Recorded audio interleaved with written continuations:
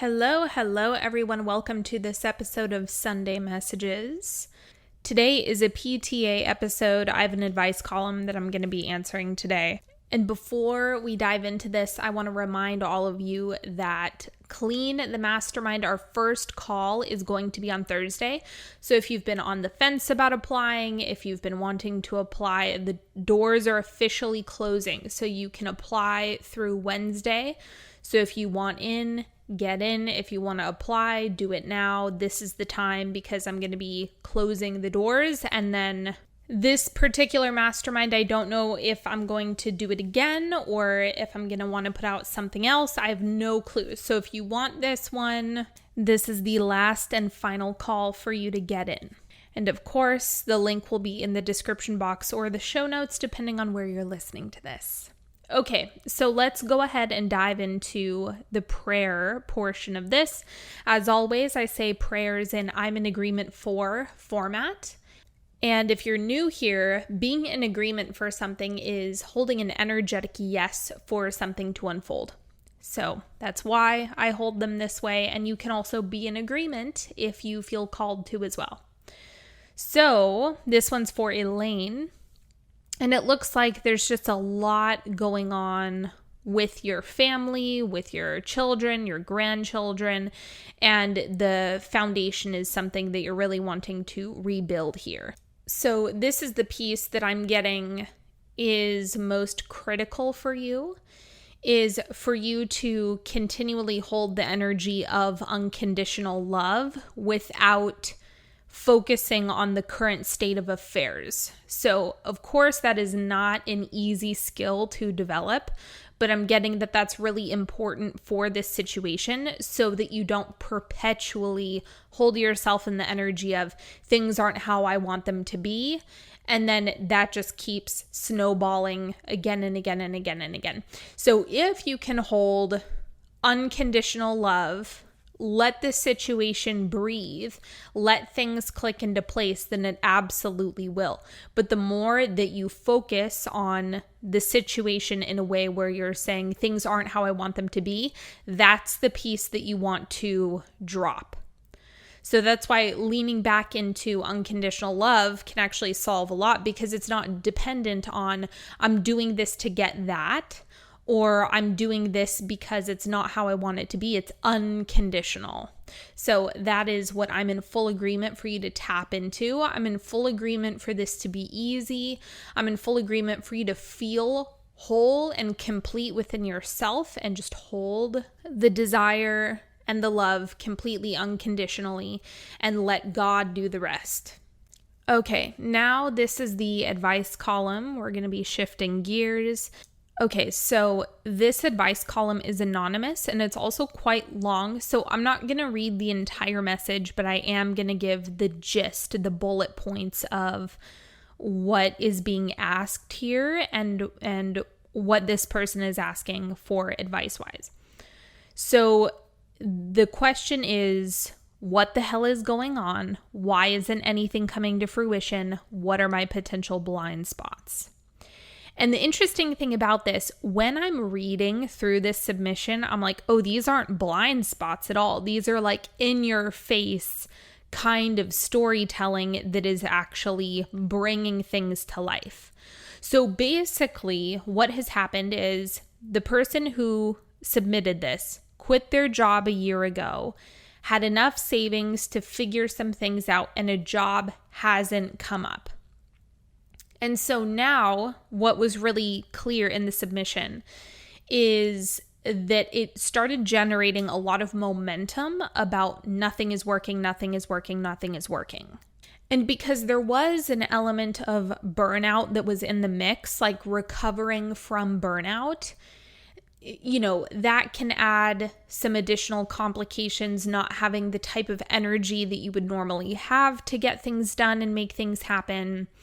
And there was a lot of stuff about usually I'm not in scarcity mode. I don't buy into that. I don't believe in that reality, but I am freaking out about money now, even though I'm supported by my boyfriend. So those are some of the dynamics that are taking place. So instead of getting into all of these details, let me just give you my analysis, my energetic diagnosis, and then what to do about it.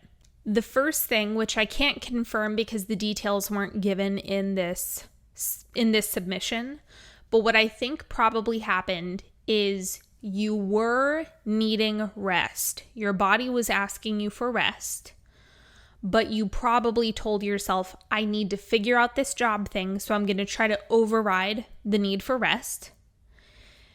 God says no, right? Your body says no. I'm not interested in that happening.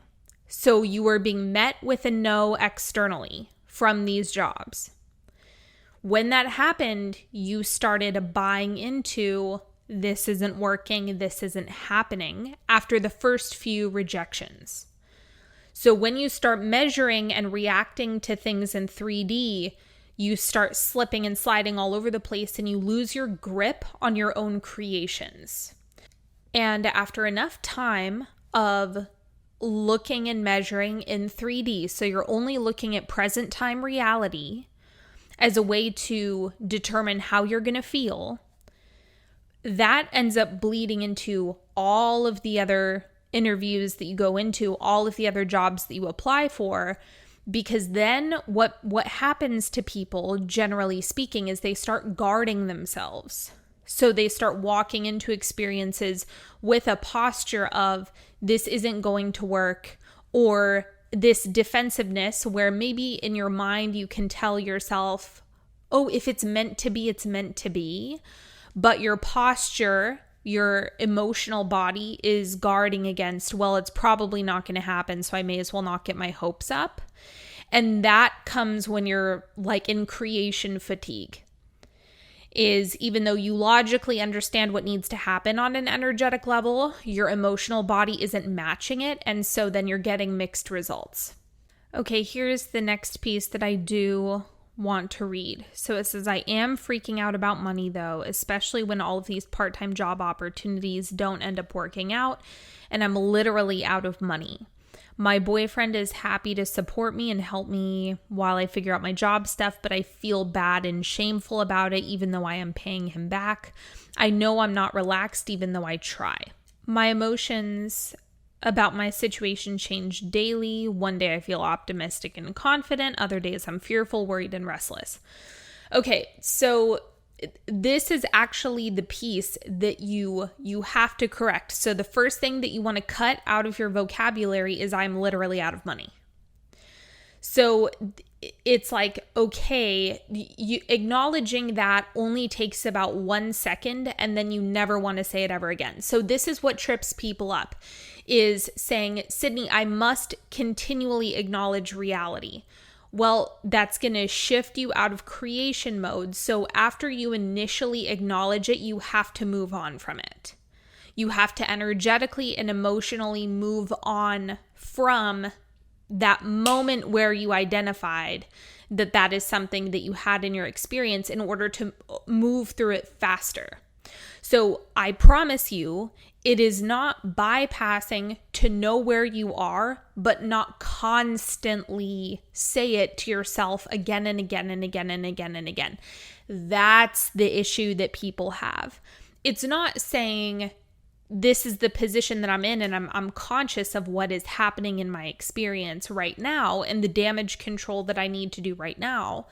That's one thing, but if you're constantly telling yourself, this isn't working, this isn't happening, I've failed every time, I have moments of optimism, but I'm out of money, you're dominantly in the energy of this isn't working. That's why it has so much momentum right now. So the immediate thing that you want to address here is your energy, attitude, emotions, and thoughts, depending on which avenue is going to be easiest for you to shift first. And there's a lot of different ways to go about this. And I don't know the angle that you're going to want to work first. But here are some ideas that I have off the top of my head. Is actively look for things to appreciate in this situation.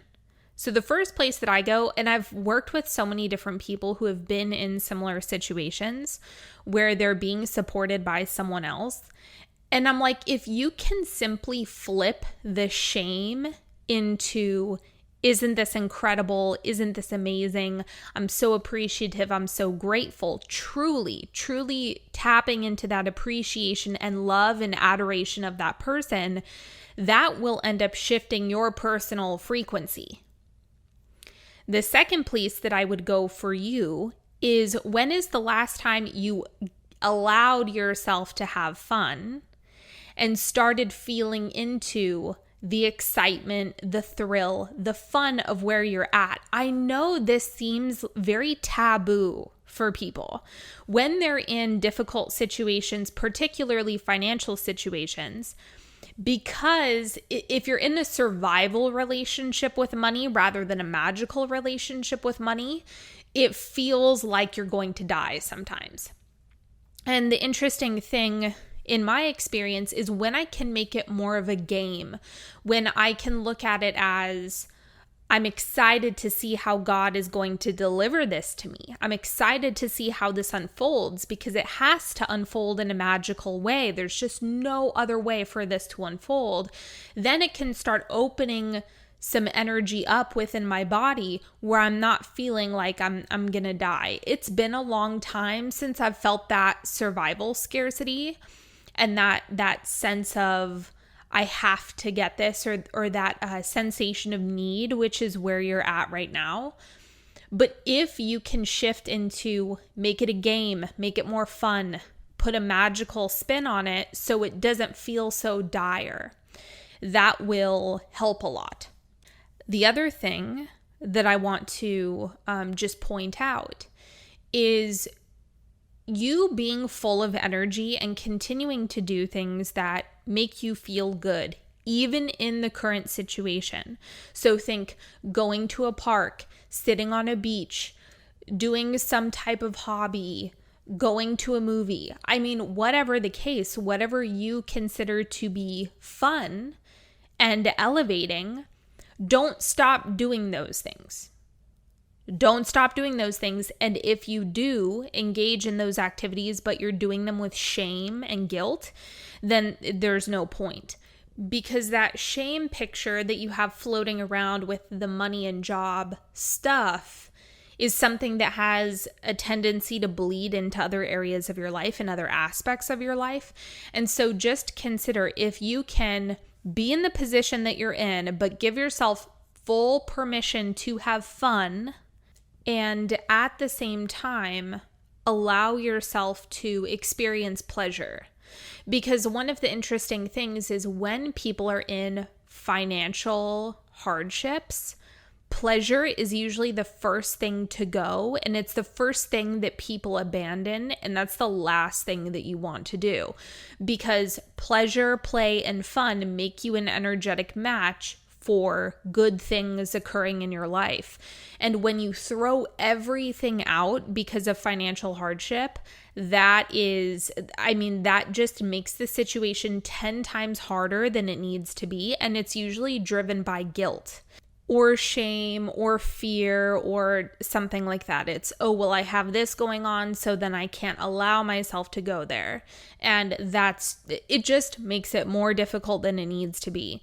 So make sure, or a way that you can think about this is, let everything else be fair game. But when you are thinking about money, just know that, if you focus directly on money, you're probably going to feel afraid. You're probably going to feel some type of stress or shame, simply because you've been practicing it for, about a year, or however long this shame piece really started, or whenever that kicked in, you've been practicing it since. So this is why you might not be able to get into full-blown, sustained optimism around this particular situation. But if you can just go to the beach or go sit in a nice coffee shop for a while and just do something small, you don't even need to spend money doing it. Just do something small and basic that can at least shift you emotionally for some time, and expose yourself to things and environments and other circumstances that break up the mental body. At least do that as much as you possibly can. And then that will start to have the opposite effect where it starts bleeding over into the job situation, the money situation, however that ends up working out. Whatever actions need to be taken are going to be inspired from a higher emotional state. So that's the mechanical piece of how this all works. 2 more things that I'll mention here. One is if you can zoom out, like really zoom way out on this situation, and can you just look at how it's impossible for this situation to last forever. When you look at the entirety of your whole life, zoom way, way, way out, when you're like 90 years old and you look back on this 1 year, I can guarantee you that your 90-year-old self is like, oh yeah, of course you get a job. Of course all of that works out. Of course this doesn't end up being a big deal. Of course. In the big picture, from a very, very broad, long-term perspective, this is absolute peanuts. The only reason why it feels scary is because you're in the middle of it and you've practiced things that telling stories that you really should not be telling. The other piece here, and this does happen from time to time, sometimes people just have to completely exhaust themselves with fear and terror and basically burn out their nervous system to the point where they're able to let go and just say, okay, I'm not going to worry about this anymore because it's too energetically expensive to continue worrying. There's absolutely no point. Worrying about this is not helping at all. It's not solving anything, and it's certainly not making the situation better. So it might just be that you get sick of your own bullshit, because that does happen from time to time. And then as soon as you kind of like let go of the reins and say, I'm just going to chill out, relax, and let myself get taken for a ride and have as much fun as I can in the process. I'm just going to relax as much as I can in the process. Then things start working out. But the repetitive thought, like the thing that is tormenting you is a repetitive thought, and you will find that over the course of your life, anytime you are worrying or fearing something, it leads back to a repetitive thought or fear of a worst case scenario. So just consult your 90-year-old self more often. Say, hey, 90-year-old self, what happens? Tell me the rest of this story. And that could give you some perspective that you find helpful. And that's all that I have for you. There's a lot in that, so I know you'll be able to tweeze the things that apply to you, and maybe I got some details wrong and you can discard anything that I didn't get correct, but I'm sure many people can find this helpful, different approaches that you can take. But the trick is elevate your mood, elevate your storytelling, to either take back the reins on your ability to create what happens next or let go of control altogether and let yourself get taken for a ride, whichever one feels more empowering. But that's about it. All right, my friends, let's pull some tarot. Let's see what's going on this week.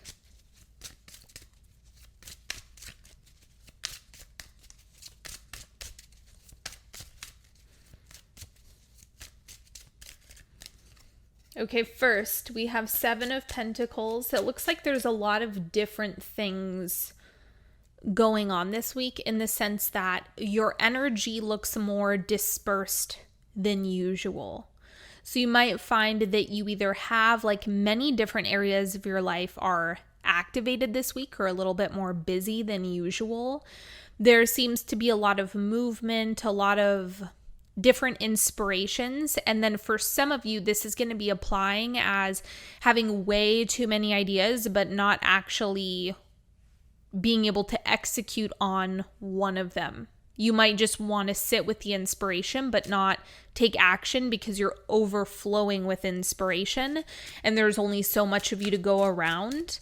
So you're going to want to just wait for clarity.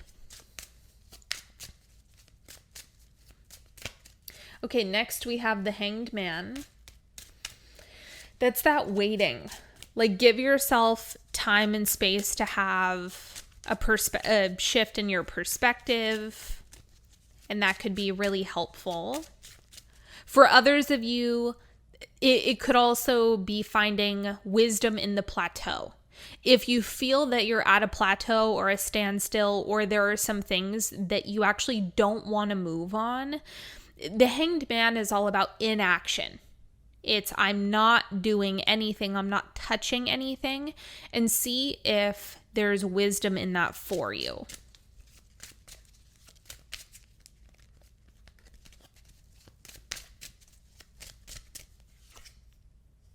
How interesting. Queen of Pentacles. So this is also the card that came up for the newsletter that I send out on Sundays. If you're not on my newsletter, get on it. People love my newsletter because I do a special reading just for my newsletter friends. Get on it.